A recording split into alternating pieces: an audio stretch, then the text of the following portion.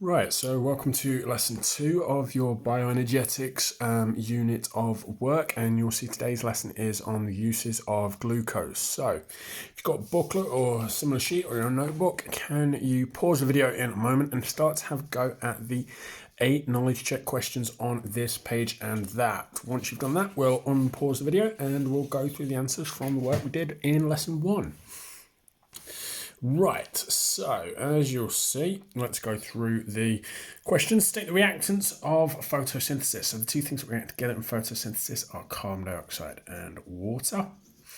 State the products, the two things that are made. So that is oxygen, O2, and glucose, chemical symbol C6H12O6. Identify the 4 components needed for photosynthesis. Without photosynthesis, these things can't occur. We discussed them last lesson. They were light, chlorophyll, CO2, and water. What does the term endothermic mean? Endothermic means absorbing energy from the surroundings.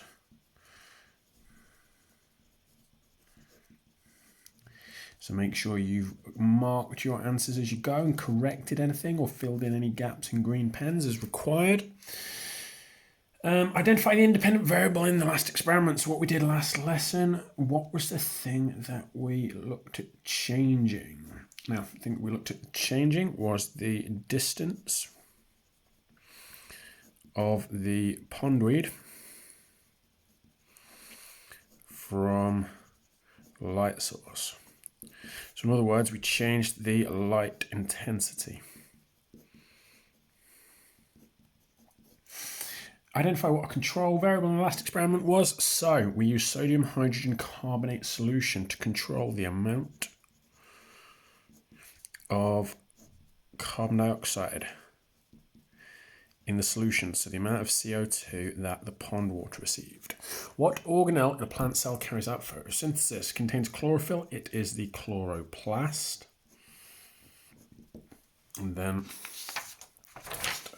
turn on to your next page and have a look at the knowledge check question on the top of the next page. Why use aquatic plants in the last analysed experiments? And that was so we could see speed at which oxygen was produced. And how could we see that? Because it was given off in bubbles. Good, so let's move on to today's lesson. So what today's lesson is about is looking at stating how a plant uses glucose after it's produced during photosynthesis, and identify the plants need minerals with examples as glucose to make proteins. So if we start going through the top paragraph here, and read through this with you, what I'd like to do is make notes and annotations as we go and pause the video where I tell you to, and because there may be some additional activities you need to do. So as it says, photosynthesis has 2 products, oxygen and glucose. The oxygen leaves the plant and enters the atmosphere, enabling all other life forms to live. Now, the reason why it enables all other life forms to live is because they need oxygen for respiration. And what does respiration generate? Energy. Generates energy. However, the glucose is essential to plants for survival and could be considered their food source. The plant has several different uses for the glucose.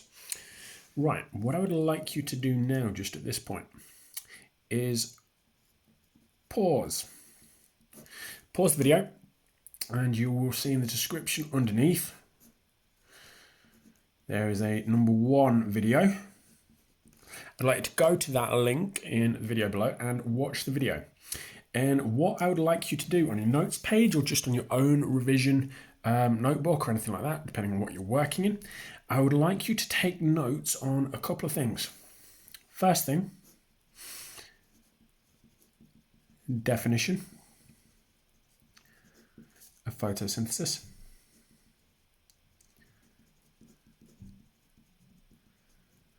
And the second thing the uses of glucose. There should be 5, okay? So pause the video now, watch video 1, and then we will come back to looking at the rest of this paragraph in a moment.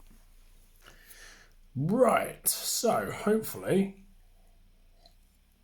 you've done video 1 and you've made some notes from the video on the definition of photosynthesis and some of the 5 uses of glucose produced during photosynthesis.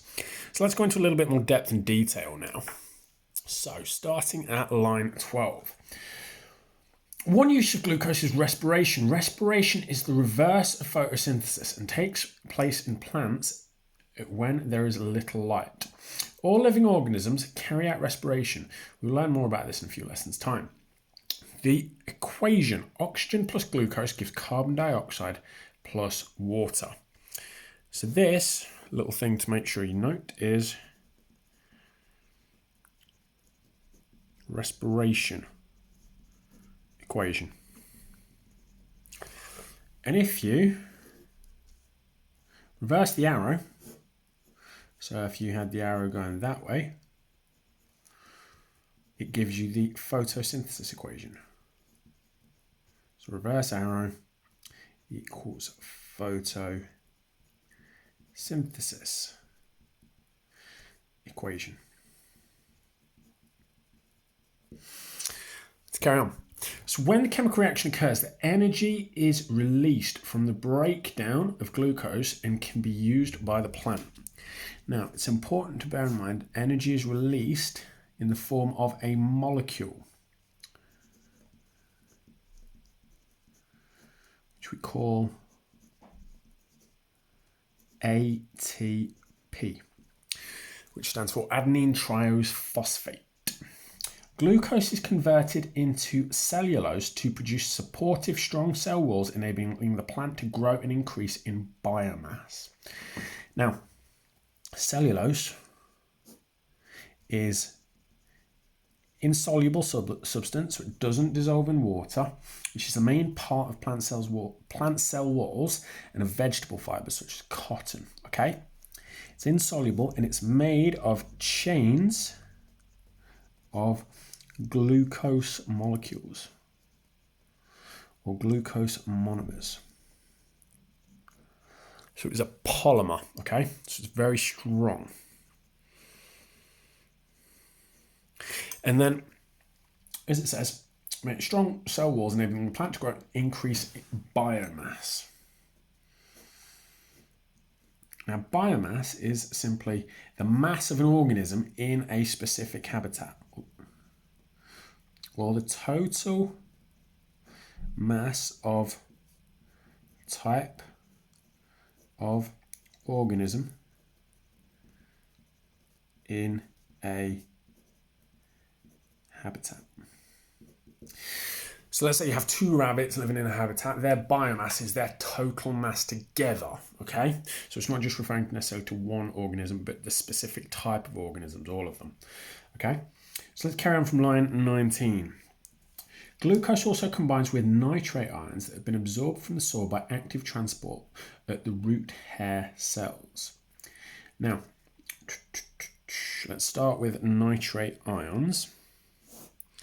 So nitrate ions you might often see written as NO3-, okay? And these can often be formed by the loss of a proton from a molecule of nitric acid. Bit of A-level knowledge there for you. And where were we? So it combines with nitrate ions that have been absorbed from the soil by active transport. So active transport, if you can't remember, is the movement of substances against the concentration gradient. So it's the movement from low to high areas of concentration. The important thing about it is it requires energy. Right, and then this combination produces amino acids. Now, amino acids are important because ultimately they're the building blocks. They make proteins, so they combine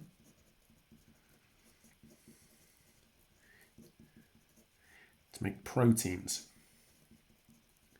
And proteins that the plant needs, such as DNA or such as enzymes. So thinking about DNA, what do we know about DNA? It contains genetic material that's needed for reproduction. And enzymes, if you can't remember, we refer to as biological catalysts. So they speed up chemical reactions within the plant without being used up. So they're quite important for the metabolism of the plant. Now, so we've got that first idea. Often we're talking about the use of it for respiration, release of energy. Obviously, we need glucose for that. Second idea is we need to look at storage. So let's move on to the next section. So, just like in human digestion, sometimes not all of the glucose produced is needed. So it has to be stored, as plants have no liver to store glycogen. They store glucose in two forms. Lipids are a store of glucose, more commonly known as fats or oils, and they are found in seeds. So, a couple of key points. Put a little S-T in there because that's a typo. Glycogen is a human storage molecule for glucose. And lipids are a store of glucose, more commonly known as fats or oils, and they're found in seeds. So, it's why it can be particularly healthy to eat seeds from plants, such as sunflower seeds, for example. So you can get and absorb in your nutrition lots of naturally produced lipids. So they can be healthy to eat, e.g. sunflower seeds.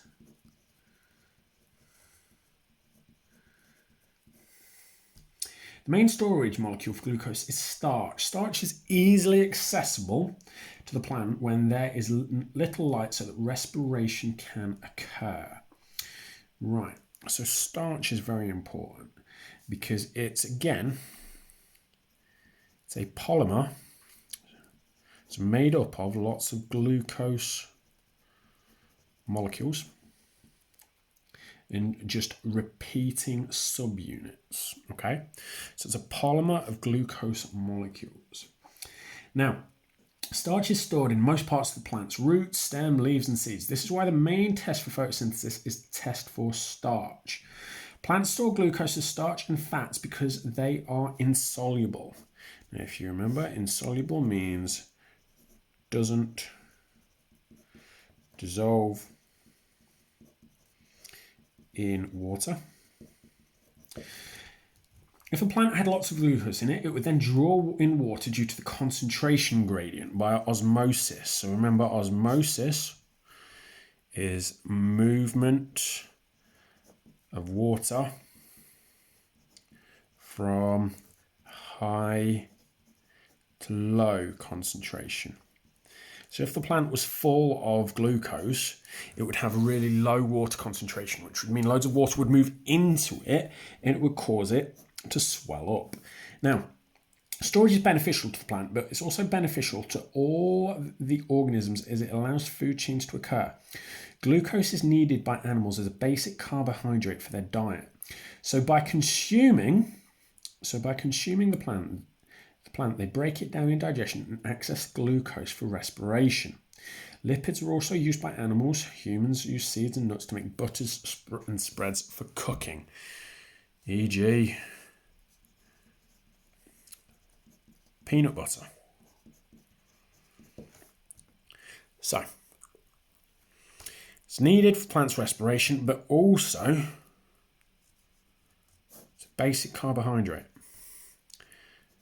So animals eat plants for a starch to break it down into glucose. So Example, e.g. starchy food, potatoes. We eat lots of potatoes so we can break down the starch in it to access the glucose that they contain. Good, right. Let's move on.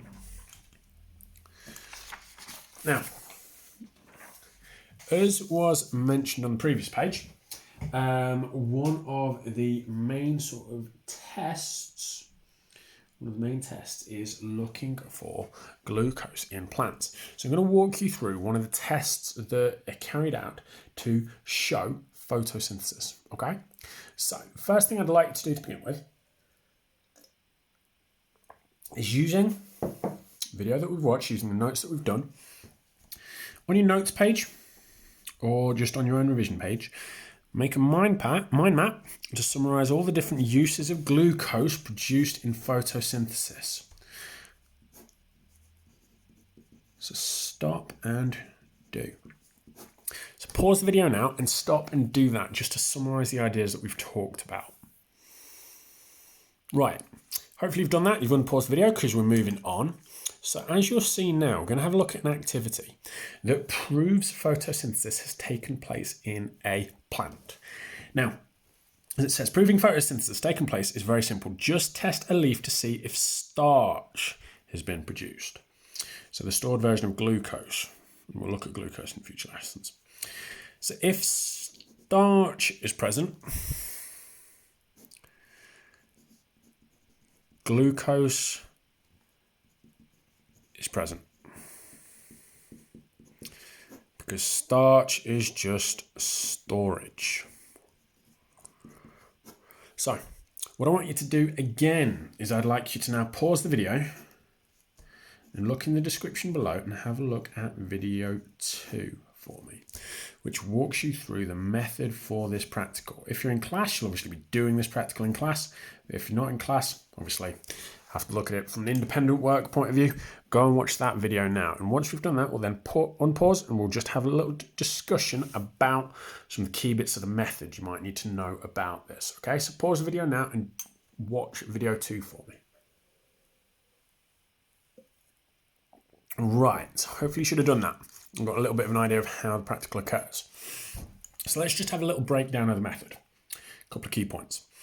So as you have seen, you need to set up a Bunsen tripod in a heat-proof mat with a beaker containing 100 ml of water. Place the leaf into the water and heat for around 5 minutes using a glass rod to stir occasionally. Now, why is this important? This is important because it breaks down the cell walls in the leaf. And this is important to let the iodine that's mentioned later get into it, okay?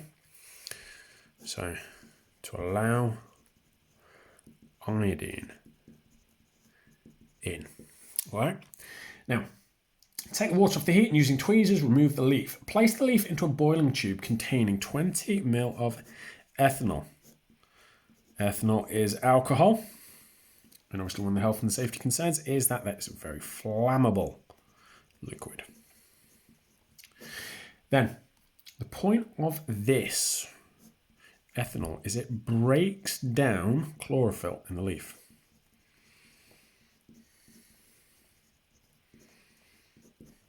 Now, remove the leaf with the tweezers and dip it into the water in the beaker. Place the leaf flat onto a white towel and add a few drops of iodine. So iodine is an indicator. And it goes black when starch is present. So you've done this before when you've done food tests, testing cereal, bread, potatoes, putting iodine on it, and you see the iodine going black, which means starch is present, which is a storage molecule for glucose. And so if you have iodine going black, it means starch is present, it means glucose is present, which means photosynthesis has occurred.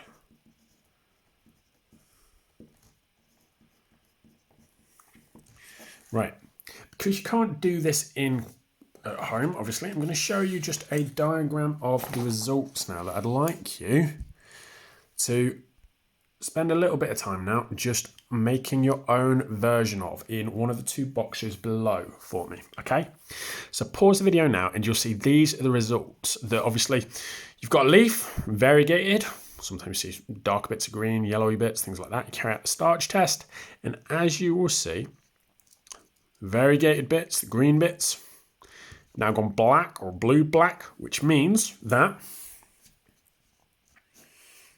you've got a positive result, which means you've got starch present, which means photosynthesis is good. So pause the video and just make a note of that for me now before moving on to page 17 and the checkpoint question. Good, right, so as I said, page 17 and checkpoint question. So we've done diagram, just zoom that out a bit, done diagram either in this box or this box because that answers the questions for us. And then last couple of little bits of this lesson I'd like us to have a look at, zoom that a little bit more. It's the checkpoint question. Some of the glucose produced in respiration is plants is also used to produce proteins. Explain how glucose is used to make proteins. So we've had a bit of a chat about it, but you may now want to pause the video, do your own little bit of research, have a look in the revision guide, have a look at BBC Bite Size, anything like that, and have a go at answering this question. Once we've done that, we'll unpause the video and we'll go through the answers.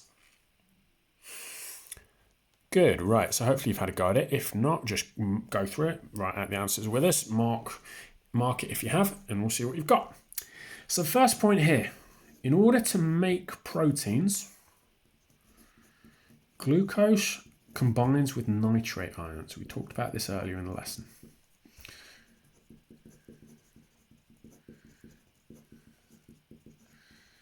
Now, where are the nitrate ions absorbed from? They're absorbed from the soil. Now, once you combine a nitrate ion with glucose, what do you initially make? You don't make a protein to begin with, you produce amino acids, which are the building blocks of proteins. And then finally, if you've got amino acids, these amino acids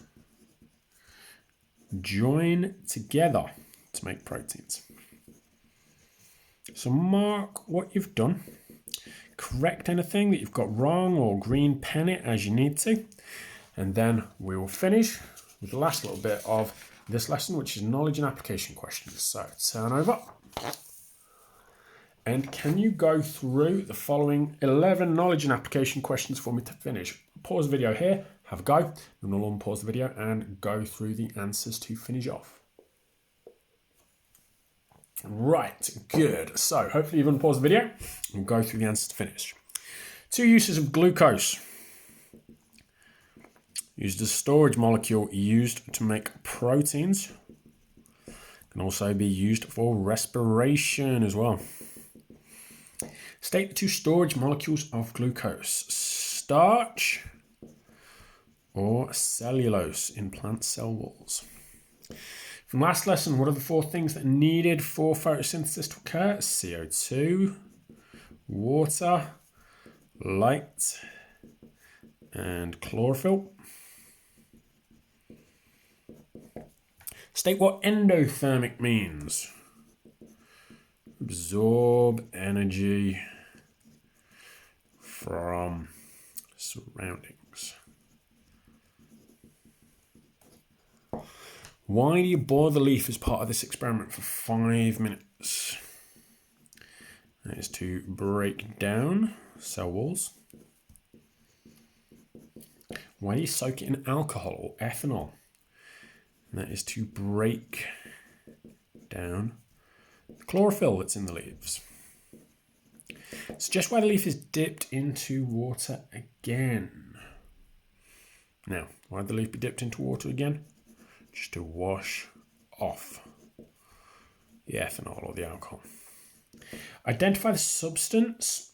Identify the substance tested for in leaves to show photosynthesis has occurred. So if the iodine goes black, it means you've got starch present, which is a positive result, and I've just mentioned the answer for 9, which is iodine. Why is plant storage useful to other organisms? So that other organisms consume plants for their starch to be broken down into glucose. And plant storage molecules such as glucose are used by other organisms for energy and growth as part of respiration. Good, well done, ladies and gents. So that is lesson 2. So make sure while you've gone through it, you've used any of the video links that as required and pause the videos you need and go back and do this as many times as you need and use it to try and answer any educate quizzes that come along with this lesson. But otherwise, well done.